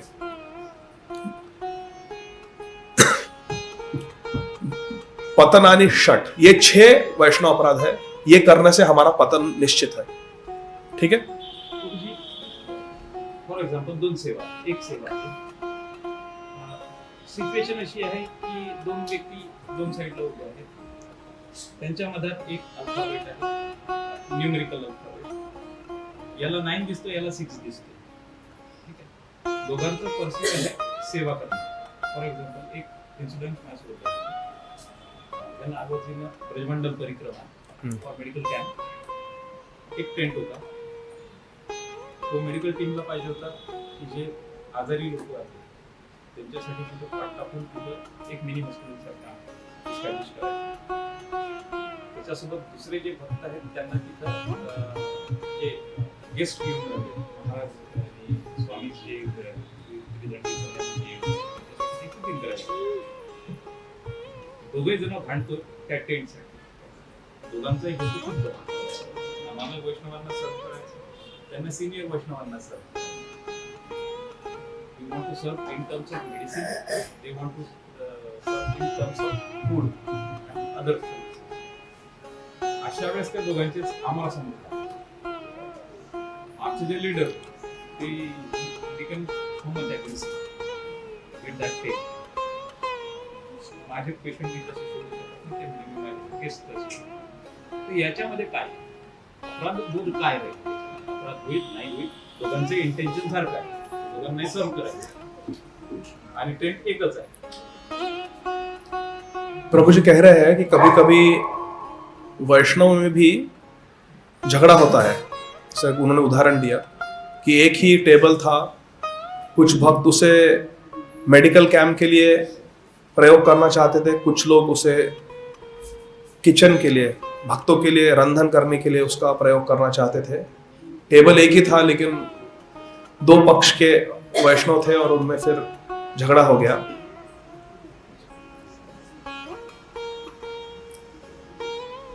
वैष्णव अपराध तो है, वैष्णव अपराध तो है. देखिए अंग्रेजी में कहावत है, ध्यान से सुनिए सब लोग. The road to hell is paved with good intentions. ध्यान से सुनिए. The road to hell is paved with good intentions. Paved अर्थात जो रास्ता है, बना है, वो किससे बना है? गुड इंटेंशन से बना है. अजामिल वन में गया गुड इंटेंशन से, कुशग्रास लाने के लिए, पुष्प तुलसी लाने के लिए अपने पिताजी, ताकि शालिग्राम सेवा करें. पतन हो गया. हमारा इंटेंशन अच्छा होगा, हो सकता है, लेकिन अगर हम वैष्णव अपराध करेंगे तो वो गुड इंटेंशन का कोई मायना नहीं है. जैसे जब वाली उस गुफा से बाहर आया, उस माया राक्षस को मारने के बाद उसे ऐसा लगा कि सुग्रीव ने मुझे बंद किया इस गुफा में, और सुग्रीव मुझसे छोटा है लेकिन वो राजा को मार देना चाहता है और राज्य को हड़प देना चाहता है. मुझे मेरी प्रजा को इस सुग्रीव से बचाना है. वाली अपने भाई से प्रेम करता था लेकिन एकदम क्रोधित हो गया वो, क्योंकि उसे लगा कि ये सुग्रीव सही में इस राष्ट्र के लिए एक प्रॉब्लम है. आज मुझे मरवा रहा था, कर किसी और को मरवाएगा. उसका इंटेंशन सही गलत नहीं था, उसे सही में वो बिलीव किया कि मुझे मारने का प्रयास कर रहा था सुग्रीव, और इस माया दानव को भी इसने बुलाया था ताकि मैं मारा जाऊं. तो ऐसा, तो उसका इंटेंशन सही था कि मुझे इन लोगों को बचाना है सुग्रीव से, और सुग्रीव को मार देना चाहता था. लेकिन हमारा इंटेंशन सब कुछ नहीं है. हमें तत्वतः जानना चाहिए कि सच्चाई क्या है और उचित व्यवहार क्या है, धर्म क्या कहता है. तो ऐसी जो सिचुएशन है, इसमें ये बहुत ही गलत एग्जाम्पल सेट हो रहा है सभी भक्तों के लिए, क्योंकि भक्त लोग हैं, धाम में है, सेवा कर रहे हैं, कार्तिक का मास है, and the last thing we want to do is fight with each other. तो ये किसी भी एंगल से सही नहीं है, गलत है ये. तो दो जो पक्ष है उसमें से एक पक्ष को पीछे हट जाना चाहिए. इसका मतलब है अमानी न माना देना, अमानी न माना देना. वैष्णव अपराध इतका सूक्ष्म आहे, इतका मोठा आहे. हो सूक्ष्मतेकडून तो बिगर साईज कडे चालतो. हो. सुरुवातीची एकदम सूक्ष्म स्वरूप आहे, नंतर मंत्रमुग्ध मोठ्या मोठ्या स्वरूपात जातात. हो. दोन्ही फक्त राहतात. अपराध भोग म्हणजे याला असं वाटतं की मला याला थांबवायचं, त्याला वाटतं मला याला थांबवायचं. One has to back off. जर at that time हे बोलणे राजारामन महाराज के त्यांनी मग ते काय केलं की तो दुसऱ्यांना सोडून फिरायला पण आप दोनों भी इसके लायक नहीं है, दोनों भी इधर जाओ इधर जाओ. तसंच होणार आहे. If one party doesn't back of, असंच होणार आहे. हो, वैष्णव अपराध आपल्याला खूप केअरफुल राहायला पाहिजे. हे बघा, आपण सगळे वैष्णव आहोत आणि वी आर ऑल, हम सब भक्ति के मार्ग में हैं. तो यदि हम वैष्णव अपराध करेंगे तो भक्ति में बहुत बड़ी बाधा आ जाएगी हमारे. जैसे एक आपको मैं उदाहरण देता हूं. आपने सुना है नाम पॉर्क्यूपाइन्स? पॉर्क्यूपाइन क्या कहते हैं उसे? सायर. सारिंदर किंवा सायर. हाँ. तो ये एक पशु है जिसे होते हैं क्विल्स. क्विल्स ऐसे एकदम नोकीले कांटे जैसे होते हैं. हाँ. तो जब सर्दी का मौसम होता है तब ये सब एकत्रित होते हैं, एक साथ आते हैं और एक झुंड बना के रात को सोते हैं. जब रात को वन में टेम्परेचर बहुत ठंडा हो जाता है, बहुत शीतल हो जाता है, तो ये लोग साथ में रहते हैं और एक दूसरे के शरीर की जो गर्मी है वो उन्हें बचाती है ठंडी से. लेकिन जब ये साथ में आते हैं पॉर्क्यूपाइन्स, तो उनके जो नोकीले कांटे हैं वो एक दूसरे को लगते हैं, इधर लगते से एक दूसरे को टच होते हैं. तो कुछ पॉर्क्यूपाइन्स फ्रस्ट्रेट होके हट जाते हैं झुंड से और कहते हैं हम कहीं और जाके सोएंगे, ये कंफर्टेबल नहीं है हमारे लिए, और सुबह तक वो मर जाते हैं ठंडी में. लेकिन जो लोग वो प्रिकिंग टॉलरेट करते हैं, सहन करते हैं और साथ में रहते हैं, जुटे रहते हैं, वो लोग सरवाइव करते हैं. तो वैष्णव का भी ऐसे ही है. हम लोग साथ में आए हैं, थोड़ा इधर स्टफी है, थोड़ा टाइट है, बहुत ज्यादा लोग हैं, और हमारे व्यवहार में भी कभी कभी हो सकता है कि थोड़ा अनबन हो जाए. वैष्णवों का एक चीज के प्रति अलग अलग ओपिनियन हो सकता है, लेकिन वैष्णवता यही है कि हम पीछे हट जाए और अमानी ना माना देना, अन्यथा वैष्णव अपराध हो जाएगा. और वैष्णव अपराध यदि हुआ तो फिर आध्यात्मिक प्रगति नहीं होगी. बहुजन में यदि करे श्रवण कीर्तन, तबु तो ना पाए कृष्ण पदे प्रेम धन. महाप्रभु कहते हैं अगर आप वैष्णव अपराध करोगे, बहुजन्म करी यदि श्रवण कीर्तन, आप बहुत जन्मों तक श्रवण कीर्तन करते रहो, तबु तो ना पाए कृष्ण पदे प्रेम धन. लेकिन आपको कृष्ण के चरण कमलों में प्रेम नहीं होगा अगर आप वैष्णव अपराध करोगे तो. ये महाप्रभु के वचन है चैतन्य चरितामृत में. मैड एलिफेंट ऑफेंस, हाथी मता. वैष्णव अपराध सबसे बड़ा अपराध है. तो हमें बचना चाहिए, एक दूसरे से प्रेम से व्यवहार करना चाहिए. और जो वैष्णव अवैष्णव व्यवहार करते हैं, वैष्णव होकर भी, तिलक कंठी धारण करके भी अवैष्णव व्यवहार करते हैं, तो उन्हें किसी वरिष्ठ वैष्णव के अनुगत्य में रहना चाहिए. मनमानी आचरण नहीं करना चाहिए. इसीलिए तो एक सिस्टम होता है ना, काउंसलर सिस्टम होता है कि आप किसी के अनुगत्य में रहो, कोई आपको गाइड करे. लेकिन वैष्णव सदाचार ये बहुत ही जरूरी है, बहुत अति आवश्यक है. वैष्णव है तो वैष्णव जैसा रहना चाहिए. एक दूसरे से झगड़ा, इसीलिए लोग भक्ति में आते हैं और फिर छोड़ के चले जाते हैं. Pure qualities of Vaishnava. These are the pure qualities of. वैष्णव के, शुद्ध वैष्णव के क्या लक्षण है? हम कल चर्चा कर रहे थे. शांतिरव्यर्थ कालत्वम, विरक्तिर्मान शून्यता, आशाबद्धम समुत्कंठा, नाम गाने सदा रुचि, आसक्तिस्तद्गुणाख्याने, प्रीतिस्तद वसति स्थले. यह है शुद्ध वैष्णव के लक्षण कि शांति, शांत होते हैं और शांति, क्षमा भी करते हैं. शांति, अव्यर्थ कालत्व, कभी समय को व्यर्थ नहीं गवाते, हमेशा भजन परायण रहते हैं. शांतिर अव्यर्थ कालत्व, विरक्ति, और विरक्त रहते हैं. मान शून्यता, मान शून्यता. अमानिना मान देना, मान शून्यता। आशाबद्धम, हमेशा आशा बनाए रखते हैं कि हमें भगवत प्राप्ति होगी। आशाबद्धम, समुत्कंठा, और भगवान को प्राप्त करने के लिए बहुत उत्कंठा रहती है। अच्छा भागवत सप्ताह हो रहा है, हाँ चलो चलो हम आएंगे। अच्छा हरि कथा है, चलो कीर्तन है, चलो। उत्कंठा रहती है हमेशा। नाम गाने सदा रुचि, और भगवान के नाम करने में, भगवान के गुणों का, लीला का गान करने में हमेशा रुचि रहती है। ऐसा नहीं कि अरे क्रिकेट का स्कोर क्या हुआ, क्या स्कोर क्या हुआ, उसमें रुचि नहीं। किसमें रुचि? नाम गाने सदा रुचि। आसक्तिस्तद गुणाख्यान है, और भगवान के जो दिव्य गुण हैं उनका वर्णन करने में, आख्यान, उसमें आसक्ति है। उसमें आसक्त रहते हैं कि हमारे राधा कृष्ण के जो गुण हैं उनका हम वर्णन करेंगे। आसक्तिस्तद गुणाख्यान है, प्रीतिस्तद बसति स्थल है, और भगवान का जो स्थान है वृंदावन धाम, मायापुर, नवद्वीप धाम, पुरुषोत्तम क्षेत्र, जगन्नाथपुरी, वहां पर वास करने का उन्हें बहुत प्रीति होती है। मेरो वृंदावन मेरो वृंदावन, ऐसा। तो यह है शुद्ध वैष्णव के लक्षण, चैतन्य चरितामृत में ही। ठीक है, हरे कृष्ण।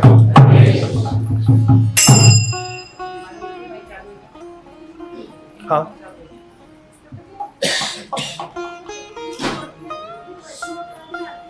क्या चीज? छोटे बच्चों के डिस्टर्बेंसेस वैष्णव अपराध में आते हैं। नहीं नहीं नहीं नहीं, उसमें वो तो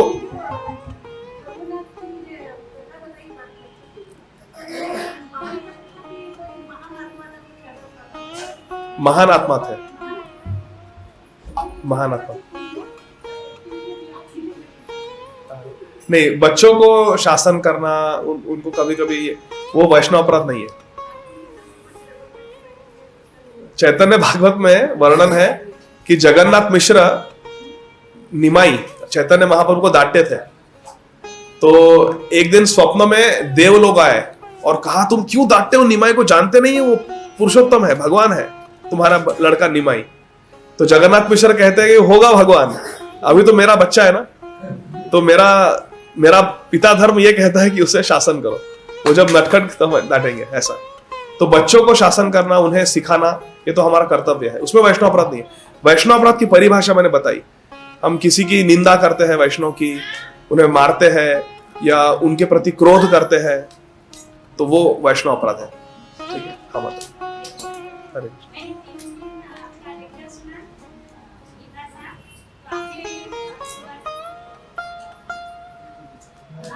मराठीत बोला। हो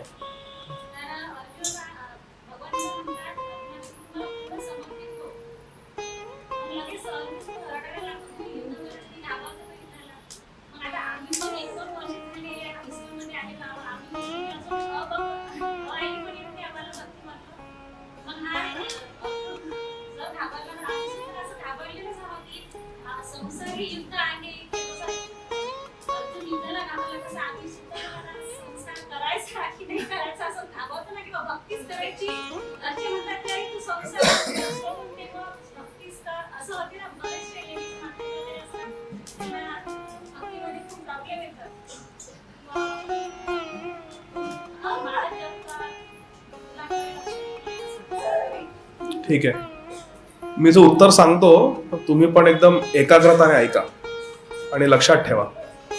श्री चैतन्य चरितामृत मध्ये श्री चैतन्य महाप्रभू म्हणतात, अंतरे निष्ठा कर बाह्य लोक व्यवहार,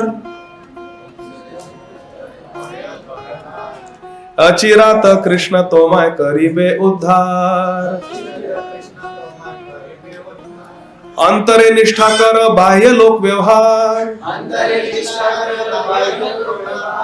अचिरात कृष्ण तोमाय करीबे उद्धार।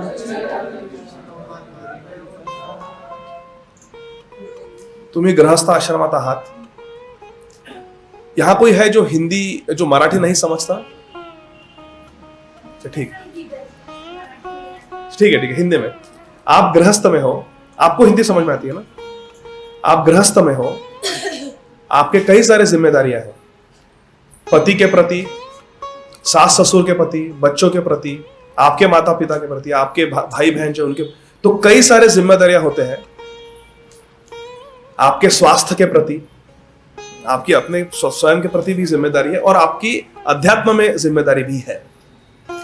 तो हमें क्या करना है? महाप्रभु श्री चैतन्य देव सिखाते हैं, कहते हैं अंतरे निष्ठा कर। हमारे हृदय में हमें ऐसी धारणा करनी है कि मैं राधा कृष्ण की हूं, मैं राधा कृष्ण की हूं। राधा कृष्ण सेवा पाओ यही अभिलाषी। श्री राधा गोविंद प्रेम सदा जैन भासी, मैं राधा कृष्ण के प्रेम में मग्न रहूं। ये अंदर निष्ठा करनी है हृदय में। आप होंगे एक गृहिणी के रूप में, पति का सुनना पड़ता है, बच्चों की सेवा करनी होती है, सास ससुर की सेवा करनी होती है, बहुत सारी जिम्मेदारियां हैं। अंतरे निष्ठा करो, बाह्य लोक व्यवहार, और बाहर से जैसा गृहस्थ में होता है वैसा करो, जैसा गृहस्थ में करते वैसा करो। सबकी सेवा करो, सब पे ध्यान दो, जो आपका एक गृहिणी के रूप में जो आपकी जिम्मेदारी है वो करो बाहर से सोम, लेकिन अंदर से मैं राधा कृष्ण की हूं। अंदर ही अंदर भगवान का नाम जप करने में आपको कोई रोक नहीं सकता। आज सवेरे आप थे, उपांशु जब जप की व्याख्या की हमने, मानसिक उपांशु और वाचिक। उपांशु करने में कोई आपको आप किचन में खाना बना रहे हो, बस नाम चलने दो, भगवान का नाम, हरे कृष्ण कृष्ण कृष्ण हरे हरे, हरे राम राम राम हरे हरे। जागा कपड़े धो, ठीक है, कपड़े धो रहे, हरे कृष्ण कृष्ण कृष्ण हरे हरे, हरे राम राम राम हरे हरे, हरे कृष्ण कृष्ण कृष्ण हरे हरे, हरे राम राम राम हरे हरे। चल भांडे घास, हरे कृष्ण कृष्ण कृष्ण हरे हरे, हरे राम राम राम हरे हरे। नाम करने से आपको कोई नहीं रोक सकता। अंतर निष्ठा, बाह्य लोक व्यवहार, तो क्या होगा? अचिरात कृष्ण तोमाय करीबे उद्धार, लवकरच कृष्ण तुमचा उद्धार करतील। जसं गावामध्ये ते पाणी भरतात विहिरीत जाऊन, they go to village with the ladies, they fill water.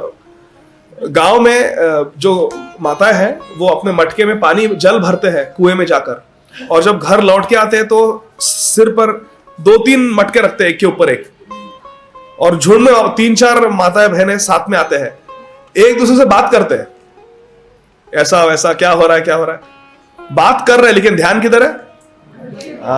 वो मटका नहीं गिरता कभी। तो वैसे चलने दो, दुनिया के काम करते रहो, हरि नाम रटते रहो, बस। दुनिया के काम, ऑफिस में भी काम करो, हरे कृष्ण कृष्ण कृष्ण हरे हरे, हरे राम राम राम हरे हरे।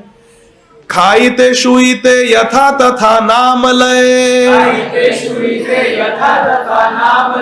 देश काल नियम नाही सर्व सिद्धि है।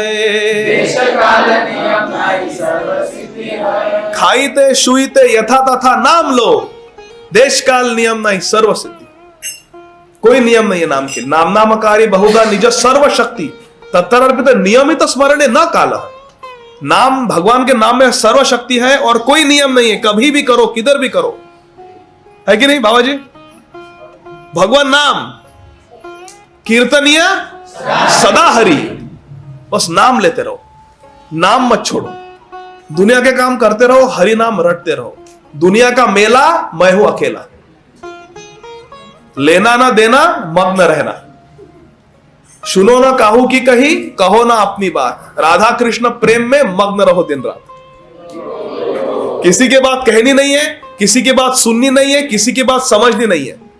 कोई आता है आपसे व्यर्थ में वार्ता कर रहा है, ये सिनेमा में ऐसा हुआ, वो पॉलिटिक्स में ऐसा हुआ, वो पड़ोसी ने ऐसा कहा, बस देखते रहो और अपने मन में हरे कृष्ण कृष्ण कृष्ण हरे हरे, हरे राम राम राम हरे हरे हरे। तुला काय वाटतं का?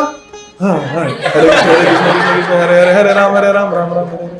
असंच करायचं, येडा बनून पेढा खायचा। हरे कृष्ण कृष्ण कृष्ण हरे हरे, हरे राम राम राम। सुनो ना काहू की कही, कहो ना अपनी बात। राधा कृष्ण प्रेम में मग्न रहो दिन रात, ठीक है? अंदर जो फेस्टिवल हो रहा है उसको कोई रोक नहीं सकता।